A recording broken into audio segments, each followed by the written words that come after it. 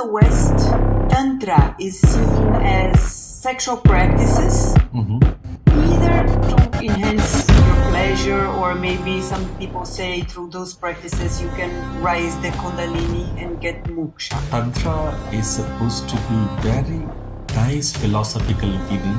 Tanoti trayati iti tantra, which expands your consciousness and liberate from the Maya. So whatever organized, that is Tantra. Shaiva Tantra, Shakta Tantra literatures, the Ganpati Tantra literatures. What are mantras in reality? They are everywhere. They are in us, but also in the universe. Important is the arrangements of those syllables, those vibrations in some specific order that can change something inside you. Some people say there are 7 chakras, some people say 9. What are they and how many do we have? Tal, Atal, Sutal, Vital, Talatal, Rasatal, Patal. These are the 7 chakras down functioning in the animals. So good morning, Guruji. Good morning, Nicole. How are you today? Yes, I'm very good. So I'm here in India. I came to India to meet you. This is Professor Rajesh Raj. He is an expertise in human consciousness, yoga sciences, Tantra, and parapsychology. Therapies, alternative therapies also, and Indian mythology. So could you please start telling a little bit about your background, what you did, where you come from? Yeah, my native place is in Kashi, Varanasi. And I did my graduation there, and then I did my postgraduate in Bihar School of Yoga, when it is established as a Bihar Yoga Bharati as a first yoga university in the world. And from there, I moved to my PhD from Haridwar, Dev Sanskriti Vishwavidyalaya. And after that, I went for the postdoctoral degree in Vienna, in Austria. And mostly I studied human consciousness as a major subject. And then I little interest in yoga and Tantra as well. I came to know about many alternative therapies. I learned from different countries, different institutes. And I started imparting knowledge 25 years before. Then my journey start with a lot of Indian foreign students, varieties of people. And there we learn varieties of techniques to teach them so that their consciousness can evolve. By this way, I went through up to 2018, and there I get an Guru Gaddi. This is a specific type of, you can say, traditional designation where I become a guru. And I am become a guru of Shri Vidya Naada Sadhana, where I started initiating people for Nada meditation, Shri Vidya meditation practices. This is very evolved practice or spiritual practice, you can say. And who entitled you as a guru? Who was it? Actually, I started this practice very early in my childhood, when I was very young with my grandfather. My grandfather is a very renounced guru there in Bihar, Jharkhand area.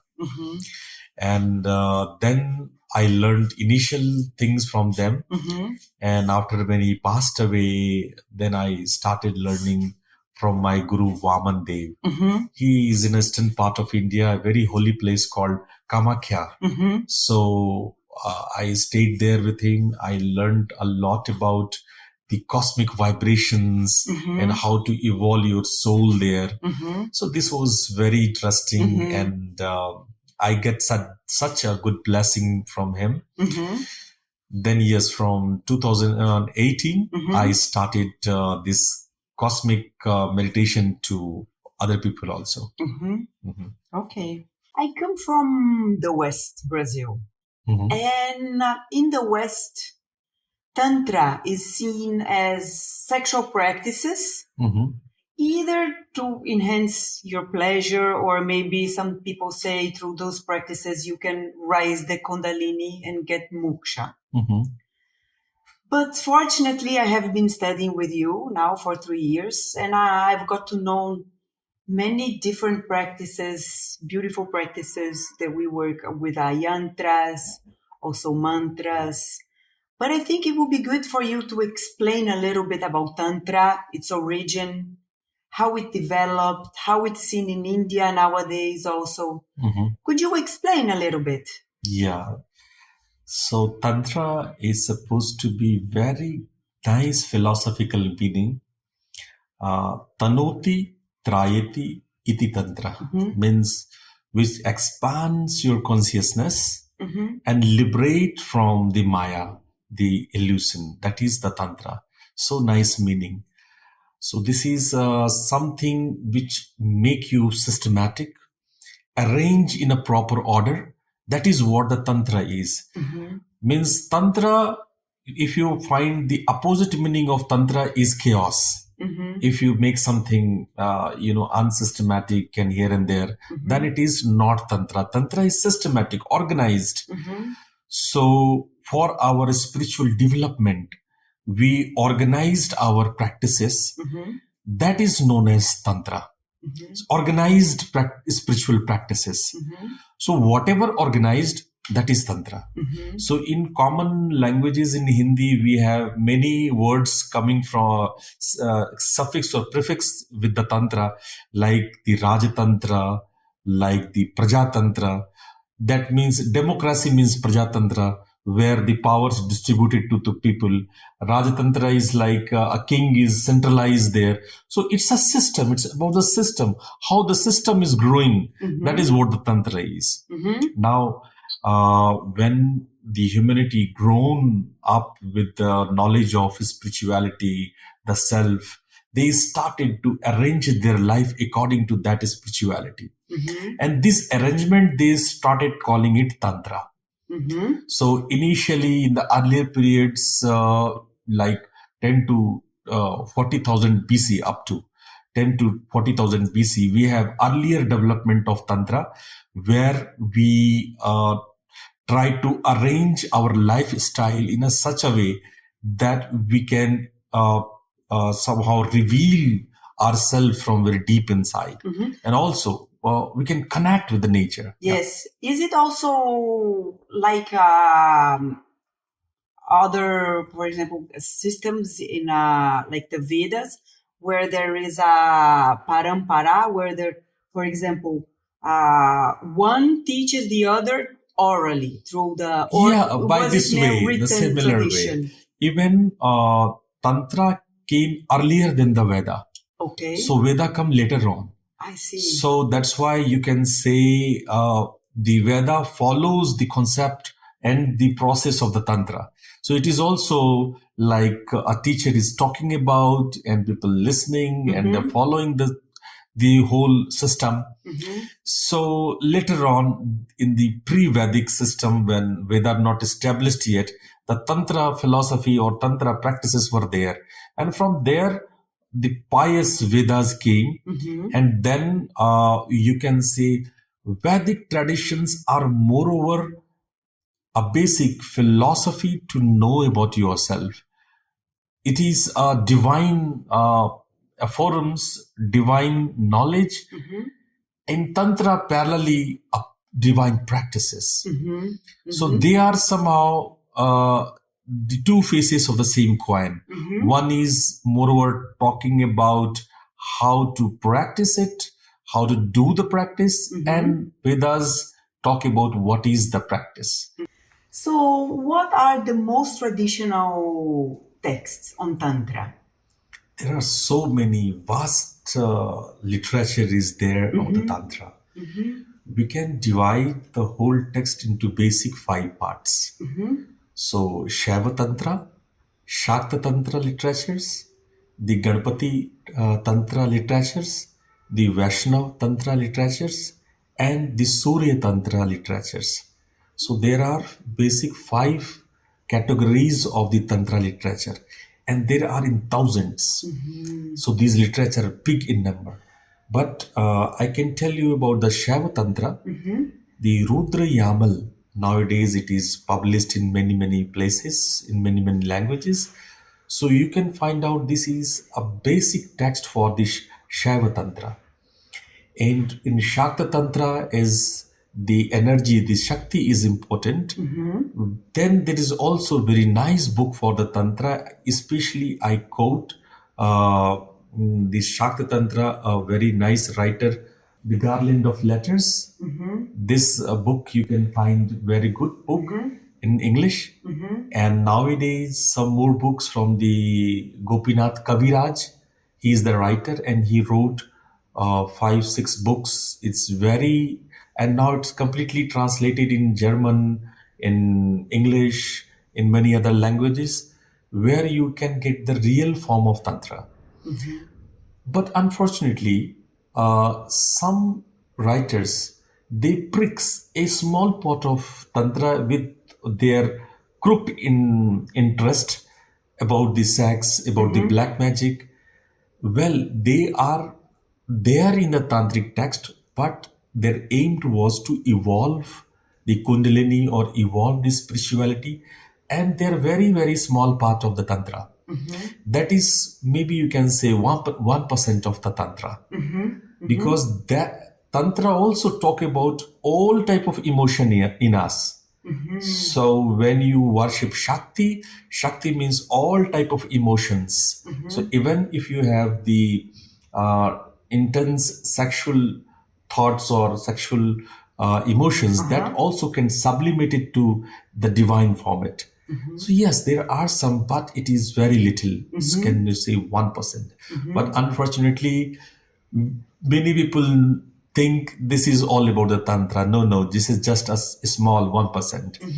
Because we use, Tantra use also those emotions and sublimate it to the real cosmic nature. And also some people find, oh, this is a lot of black magic, but not at all. Very small part of that, they talk about this, but it is not at all the Tantra. I see. So it depends on people. If Sattvic people is there, they took the good things in that. And if people are Tamasic, then they take out that type of literatures in them. Yeah. Can you give us an example of what practices you do then?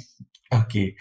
Yes, we have several practices, and we say like 1.25 million practices are there in the Tantras. So in the text, we have varieties. Look, main practices starts where you stand up. Means if you are, what type of personality you are. So according to different personalities of people, the Tantra developed practice according to that. Again, when I say these are the 5 Shaiva Tantra, Shakta Tantra, Ganpati Tantra, Saurya Tantra or Vaishnav Tantra, if you go there, go to one by one them, they have for the householders or people suppose very aggressive in nature or very lust or sexual in nature, or if they have so much weakness in them. So according to their personality, the Tantra practices somehow reconfigured, they made. So that's why we have varieties of the practice. And the tool is by the mantras, and we make some geometrical figures, we say Yantra. So sometimes we give some Yantra, geometrical figures with some mantras. We have several rituals for it sometimes. Sometimes a special psychocatharsis is involved in it. Sometimes if somebody is little lazy, then yoga nidra is for them. So there is varieties of practice according to the personalities. But somehow you can say the strongest practice is about the vibrations, the mantras. That is, you can say, the core of the Tantra. So we work with a lot of geometric figures like Yantra and mandalas with some varieties of vibrations. We use some alphabets, some syllables, and some meaningful or non-meaningful verses, aphorisms, and then we chant it. We do some mudras with that. We do some kriya, some specific gesture or posture. We do some asanas. We do some breathing practices. So lot many things involve in it to make you complete merge with the practice. And when you one with the practice, then there is some transformation, there is some sublimation. That is the main aim of all those practices. Mantras are also known in the West. So some people chant mantras maybe before a yoga class, after a yoga class. Also on YouTube, you find mantras for wealth, health, or maybe some obstacles you might have. But what are mantras in reality? Can you explain a little bit? Yeah.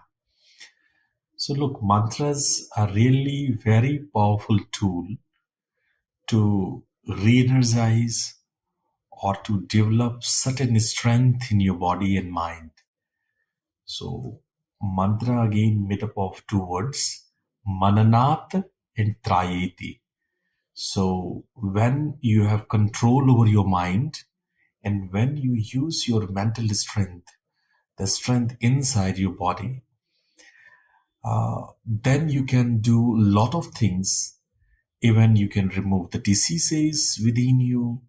You can develop some inherent power or confidence to do something. That's why from ancient time, some specific syllables or a specific group of alphabets synchronized in some order is used for it. But if you go in a very deep of that, then you will find this is a collection of some vibrations arranged in a very systematic order that actually reveals some great things inside you. So when we go very deep in it, Tantra explain it very nicely with the term matrika. Matrika is mean like mother. So Tantra believes that everything in the universe came out from the vibrations. So any substance, any object, everything came out from the vibrations. As per in science, even the quantum physics or string theory says like this. Similar theories are there. So everything came out from these subtle vibrations. And Tantra call it matrika. So from matrika, we arrange some specific way of creating something. So when we know how this creation develops inside our body and mind or the universe or the cosmos, then we can use that language, that a group of that syllable in a systematic order to develop something in us. For example, for very layman language, we use electric circuits in your home, right?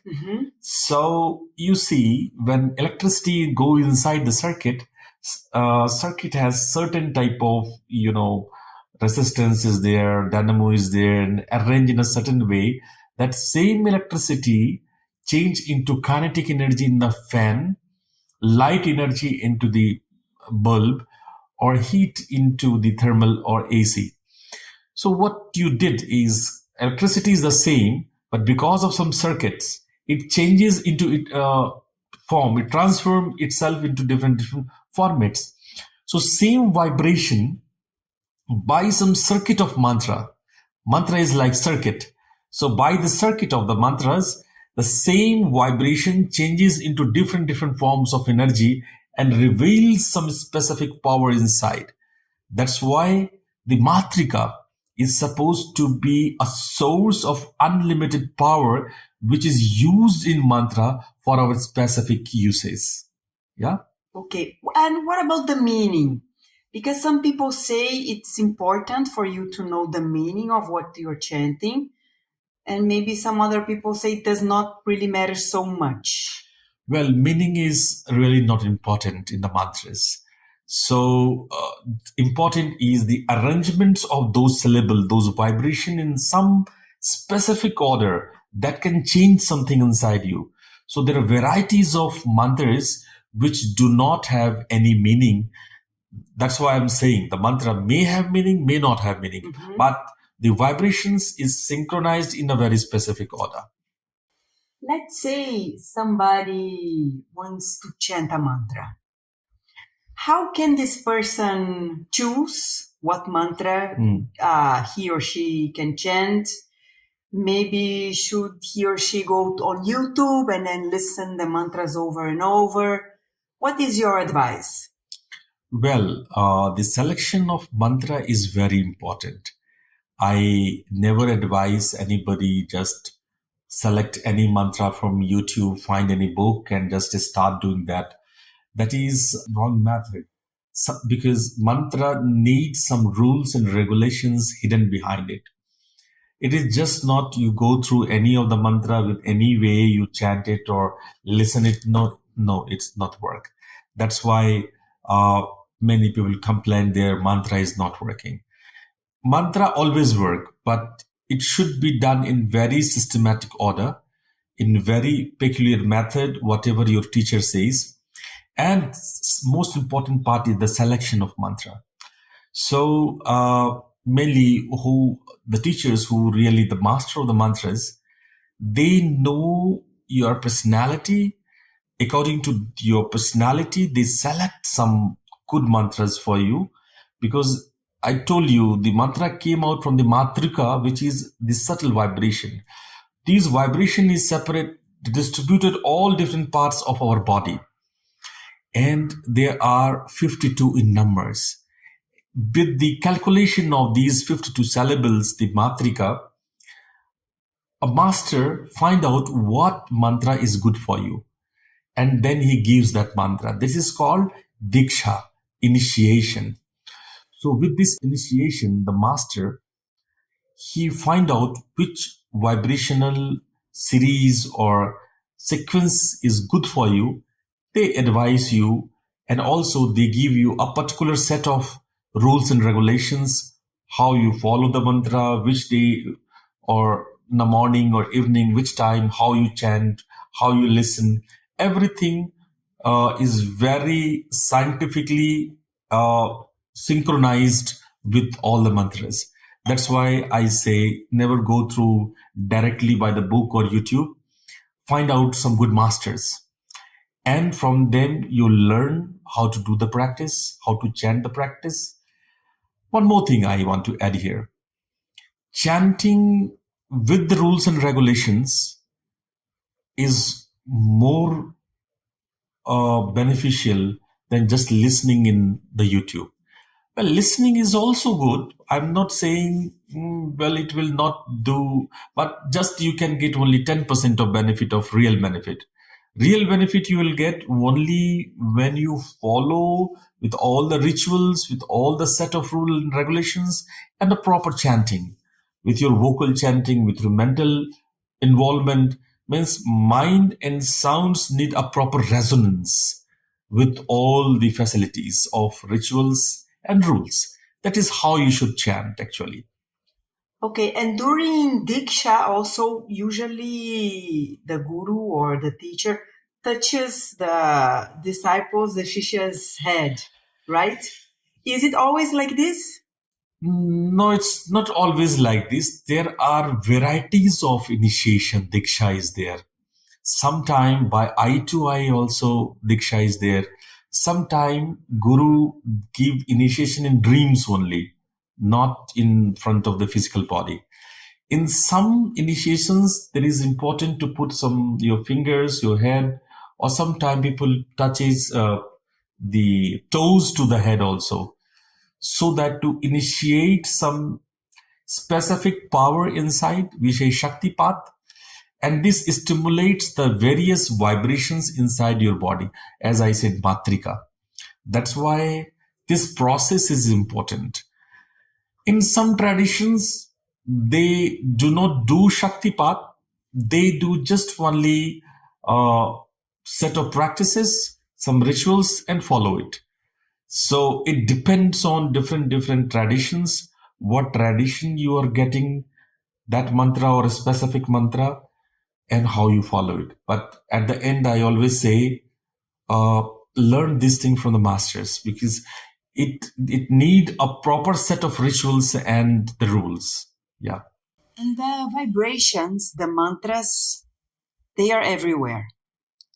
They are in us, but also in the universe.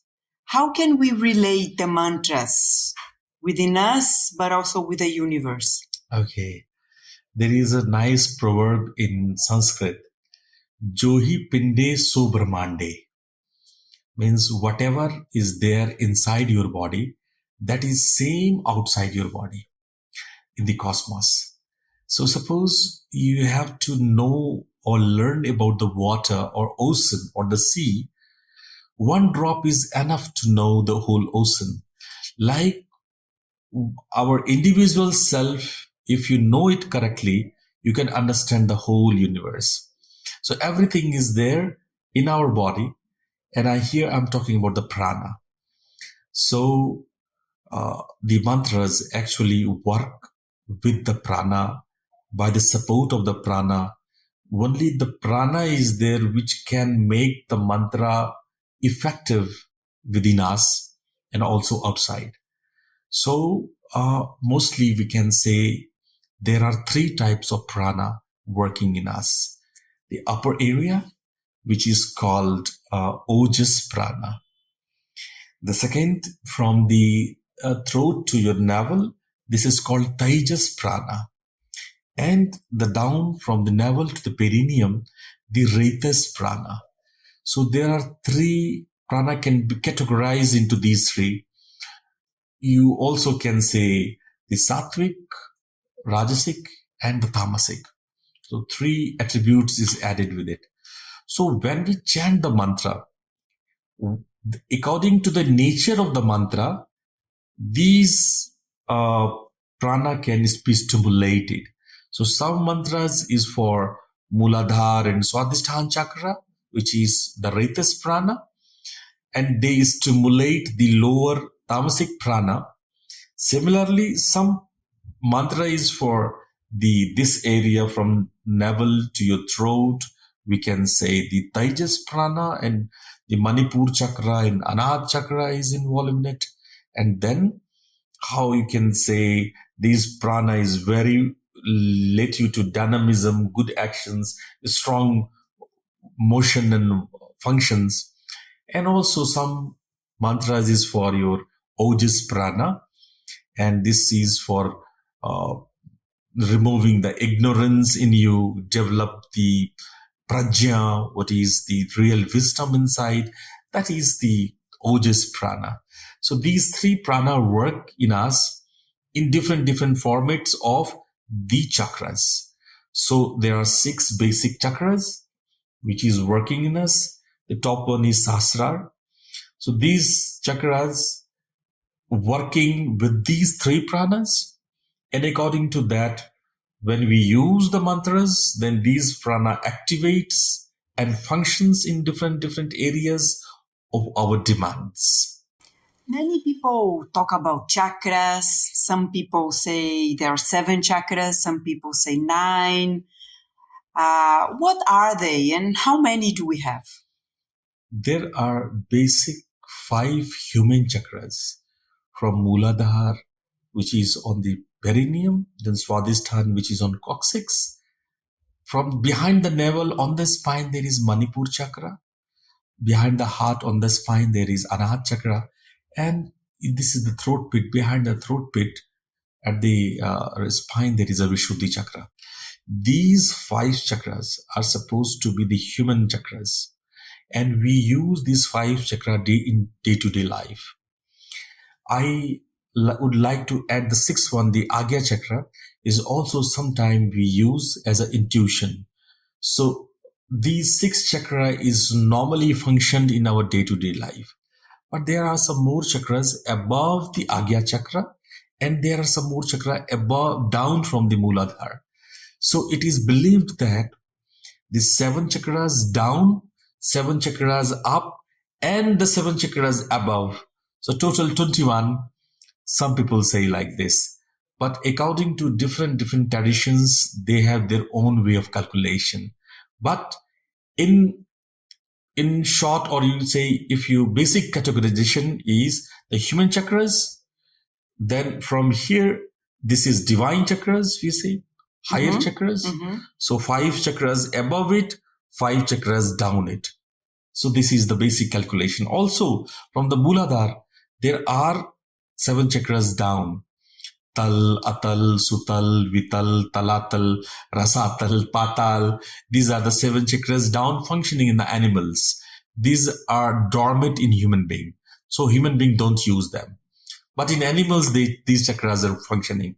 We use from the Mooladhara to Vishuddhi, or you can say up to Agya. So Mooladhara is the center of instincts. So we have 4 instincts: Ahar, Nidra, Bhay, and Maithun. The food, the sleep, the fear, and the sex. These are the basic instincts. So that's why the Mooladhara has 4 petals. The Swadhisthana has 6 petals, a lotus with the 6 petals. This is actually the symbol. So 6 is actually 6 types of desires to explore ourselves, to expand ourselves. So these are the 6 ways to expand it ourselves. That's why the 6 petal is symbolized, a lotus with the 6 petal is symbolized like that. So look, these 2 chakras are called Iksha chakra. Means the instinct or the desires are somehow coming from the Iksha Shakti. So like that, there is 2 more Shakti, which we say Jnana Shakti and Kriya Shakti. So like Iksha Shakti, 2 chakras came, Mooladhara and Swadhisthana. Similarly, with the Kriya Shakti, which is a lot of action, means Kriya means action. So Manipur and this Anahat. Manipur has the 10 petals. It's all about the center of dynamism. Whatever action we do in our day-to-day life, from birth to death, all categorized into 10. That's why there is 10 petals. And we say the center of dynamism. Similarly, the Anahat chakra is an action of your emotions, the function of your emotions. And it is categorized in 12. That's why we have 12 petals in the Anahat chakra. So these 2 chakra are called Kriya Shakti, whatever it is, a physical or the mental. So total, we have these 2 chakras for, and last 2, the Vishuddhi and the Agya. It's called the Jnana chakra. This Jnana chakra or Jnana Shakti is the power of knowledge. So this Vishuddhi chakra has the 16 petals. As we know, we have 16 samskaras or 16 kala, 16 vijnana. These are the terms in the Tantra we use for the knowledge, to know the universe, to know the life, to know the our mundane or our worldly affairs. So these Vishuddhi chakra is for them. This categorizes into 16. But along with that, we have also the spiritual knowledge or intuitions, paranormal, or you can say parapsychological knowledge, the siddhis. These are categorized into 2 parts. So in very layman language, I can say telepathy and psychokinesis. There are the 2 basic petals here in the Agya chakra. And this is somehow when we grow into the intuitions, it is a divine chakra. So divine chakras it is not human. That's why Agya chakra is somehow dormant, not completely over functional. Sometimes intuitions comes, sometimes parapsychology you feel, so sometimes it actives. But by the practice of spirituality, by the practice of religious practices, rituals, by the yoga and many other practices, you stimulate and strengthen the Agya. Then you have some perfection, some siddhis, some supernatural powers. So basically this is 6, So this is Iksha, Kriya and Jnana. The 7th one is supposed to be very high divine, where you get some type of salvation, or you get some type of spiritual heights, and go on. So this is how we can understand the chakras. Some people have more energy in certain chakras, less energy in others. Does this really happen? And how can we balance? How can we have a better energy flow? Yes, this is possible because we have different personalities. So sometimes we have strong lower chakras like Muladhara or Swadhisthana. Some are very, you can see some people are very dynamic in nature with the time, and very hard labor, hard work they do. So their Manipur chakra is very strong. Some people are very emotional in nature, so their heart chakra is working. Some people are very knowledgeable. They always in a library and study books. So you can say it's a Vishuddhi. So according to different personalities, the chakra develops according to that. So nothing is wrong in that if some is very dominant. So it shows its personality. But if some chakra is weak and imbalanced, then some problems develop in our life. So suppose you are very good in knowledge, but very not, your Manipur is not working and you do not do any action for it. So simple knowledge make your life more miserable, more difficult. So for a good lifestyle, the chakra should be balanced, at least not weak, should not weak. So there are so many practices for it. Just like in yoga, we have pranayama, asana. Like in many countries, they have their own martial arts, martial practices, Pilates, or many practices. What they practices do is stimulate those chakra and balance it. Especially in yoga and tantra, we say prana vidya and the pranayama. These are the practices in which you balance the chakras by systematic manner. And if you just come to the pranayama, which is very common and you can learn it from any yoga center, this can be divided into three basic areas. The first, we say when we breathe fast. When we breathe fast, it's a hyperventilation, a breathing process in which you develop a lot of oxygen in your lungs. And when we do that, then for a certain time, you need not to breathe. And when this breathless state comes, then we say it's a Nadi Shodhan.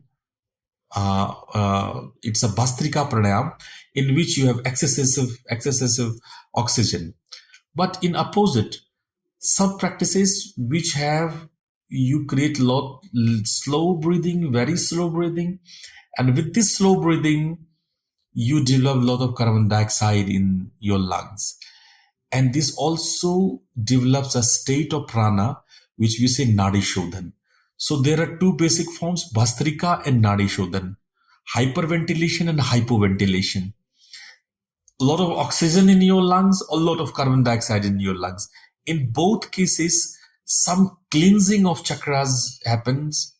Also, you try to strengthen the chakras inside, balance the chakras inside you.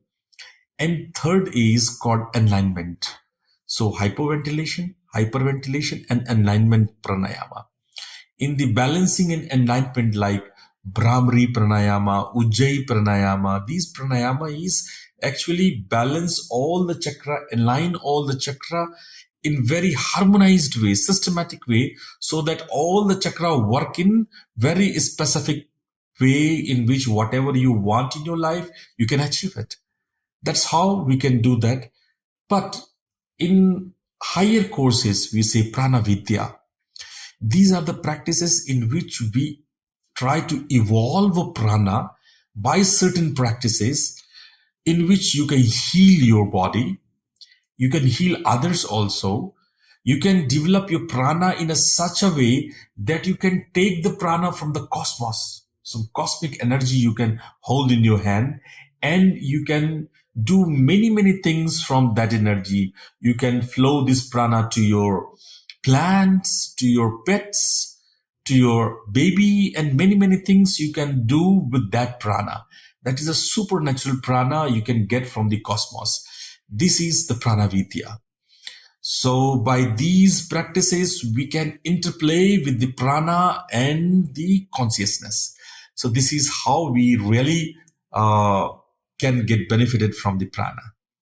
I have now been practicing Bhastrika Pranayam, which is the fast breathing, almost on a daily basis for 3 years. Oh, really? Yeah. And I feel very good. I feel very energetic. I have energy for my day. And also I do some chants on a daily basis. And those practices, they give me courage for the day, for the challenges, because our life is made of challenges. And I find that those practices, they help us to be stronger, to have more energy for the day also. And also some practices you taught during the courses, they make me feel very peaceful. And so it's we can better deal with our situations.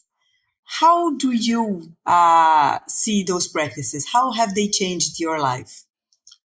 Yeah, I can say it saved my life. Once I got a big accident in my right side of the face, you can see. So it was really a big accident, and the hospitals denied that they can save my life. So my family that time very worried. And then one person who's like very divine to us, he came and he worked hard with my face, with their Ayurvedic herbs and all. He didn't use any modern medicine, but he taught me the lessons of pranayama and pranavidya. And really, I saved my life. And that time just is like 25 years ago. So that time I thought, oh, it's end of my life, but I really revitalize. I get rebirth, you can say. And these pranayama really not only saved my life, but also I become more stronger person, more effective to my students and all. So yes, I can say it's not only by saved my life, it made me much stronger than before. So when I got this knowledge, I really love to share it, because it works in every condition in your life, just not like when you are sick or when you are puzzled in your life and objectives, but also whenever you are feeling low, weak, you don't have answers of your life. If you have any type of such questions, the evolve prana, we say urdhva urdhva prana, always make your consciousness in such a height where you get the answers. So rather I can say always answers are inside you. And when your prana is uplifted, your chakras are balanced, you have nice mantras to chant, then you just find the answers, whatever questions. And can you give us maybe an example of one easy pranayam? Maybe if somebody is at home and would like to practice, how can they start? Yeah, they can start. I have several series of my lessons.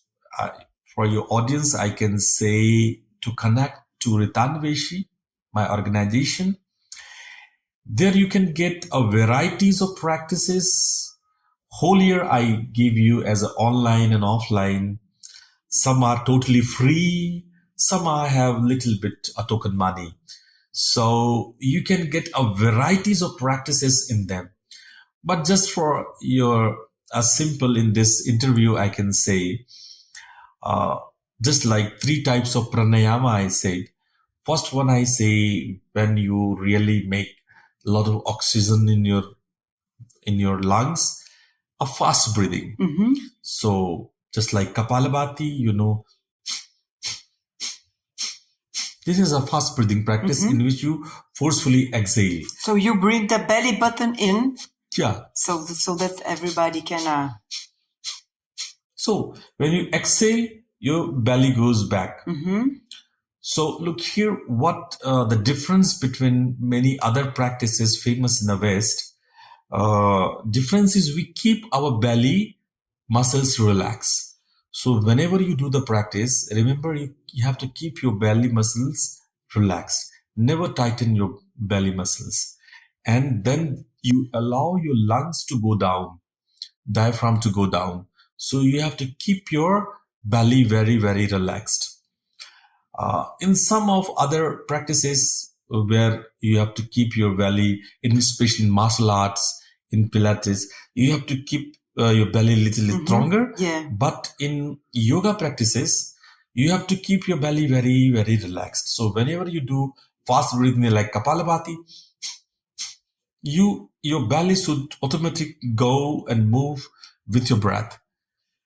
Similarly, fast breathing like Bhastrika, in which you inhale and exhale both fast, rapid and fast. You can see the belly is moving fast. Mm-hmm. So this is how you do the fast breathing, hyperventilation practices. In other practices, this is very energizing. So whenever you want re-energize, revitalize, you do these practices, or you can come to see my online sessions also. Some practices which are develop a very slow breathing, like you can say the Nadi Shodhan, you inhale from this way, you exhale from this way. So slow, deep. Sometimes you hold with the ratios 1:1:1 or 1:2:1. Sometimes 1:4:2 also. So in different ratios, you breathe, you slow, you deep, you breathe as slow as possible. And that time, a different type of your lungs and the composition of your gas is different in your lungs, and that time you feel very tranquilized, very peace. You don't want to breathe, you come in the kumbhak. So hyperventilation and hypoventilation, these are 2 basic practices. And the third category, I just said that in which you alignment of all the chakras, that is like Brahmari. I suggest Brahmari is very good practice where you close your ears and keep your fingers on your head and just make a humming sound. But you have to keep your ear closed completely.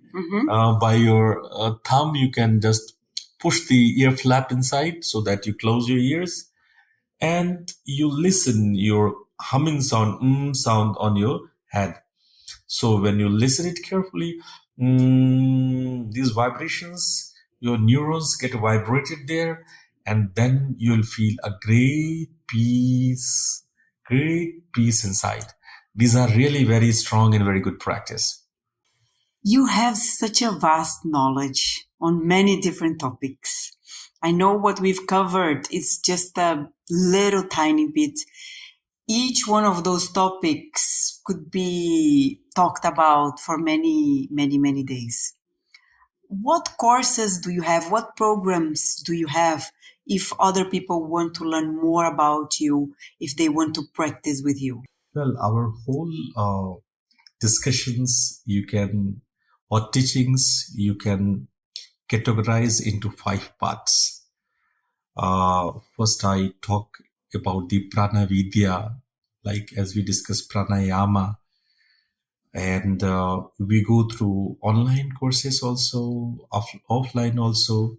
We have a lot of talk. Similarly, I also have talk on Raja Yoga, like Patanjali Yoga Sutra, Shiva Sutra, Upanishads. These area we have a lot of discussions. We need a lot of mental discourses where you can learn it by practices, by chantings, by rituals. The third one is going with the depth of the Tantra, the Naada Yoga, the Matrika Sadhana. These type of courses are actually for little bit advanced practitioners. So these are designed again some online sessions and offline sessions. We have teachers training also. The fourth and fifth one is more with some specific particular for some specific people or persons, like somebody want to know about Sri Vidya or some specific traditions where they can evolve in some definite or divine way. Then also we have the courses, some integrated courses with some other masters together. So we have again online and offline courses. But in short, I can say we have whole year free online courses, which is on Thursday in the evening in Indian time, and Sunday in the morning. It is free to all.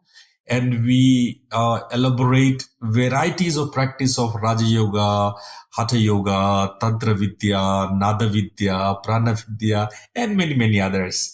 So we explore many areas of the spirituality. But also we have specifically two offline classes.